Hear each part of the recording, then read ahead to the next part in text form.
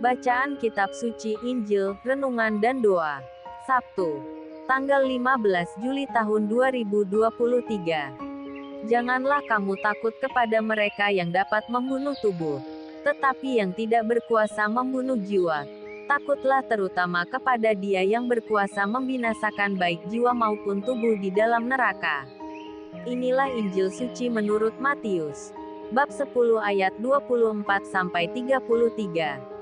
Seorang murid tidak lebih daripada gurunya, atau seorang hamba daripada tuannya.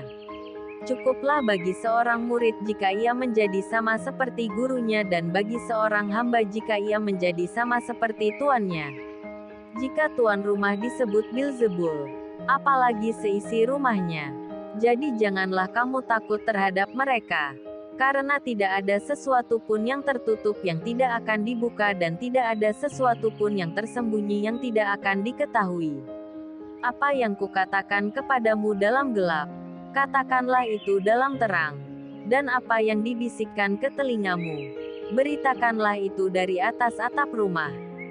Dan janganlah kamu takut kepada mereka yang dapat membunuh tubuh, tetapi yang tidak berkuasa membunuh jiwa. Takutlah terutama kepada Dia yang berkuasa membinasakan baik jiwa maupun tubuh di dalam neraka. Bukankah burung pipit dijual 2 ekor seduit? Namun seekor pun daripadanya tidak akan jatuh ke bumi di luar kehendak Bapamu. Dan kamu, rambut kepalamu pun terhitung semuanya. Sebab itu janganlah kamu takut, karena kamu lebih berharga daripada banyak burung pipit. Setiap orang yang mengakui aku di depan manusia, aku juga akan mengakuinya di depan Bapa-Ku yang di sorga. Tetapi barang siapa menyangkal aku di depan manusia, aku juga akan menyangkalnya di depan Bapa-Ku yang di sorga. Demikianlah sabda Tuhan. Shalom. Janganlah kamu takut kepada mereka yang dapat membunuh tubuh, tetapi yang tidak berkuasa membunuh jiwa. Takutlah terutama kepada Dia yang berkuasa membinasakan baik jiwa maupun tubuh di dalam neraka. Dalam ajarannya, Injil Matius bab 10 ayat 24-33, Yesus berkata, "Janganlah kamu takut." Ayat 26 dan 28, tetapi juga Dia berkata, "Takutlah." Ayat 28. Janganlah takut menghadapi para pendengarmu, janganlah takut akan apa yang akan dikatakan orang-orang, janganlah takut bahkan kepada orang-orang yang akan membunuh kamu, kata Yesus.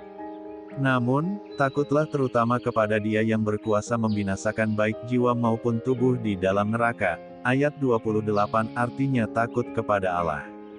Kita harus memiliki keprihatinan atas apa yang dipikirkan Allah tentang diri kita. Ingatlah bahwa semakin kita merasa dekat dengan Allah, semakin baiklah kita. Hal tersebut mengubah kita menjadi seorang pribadi yang lebih baik.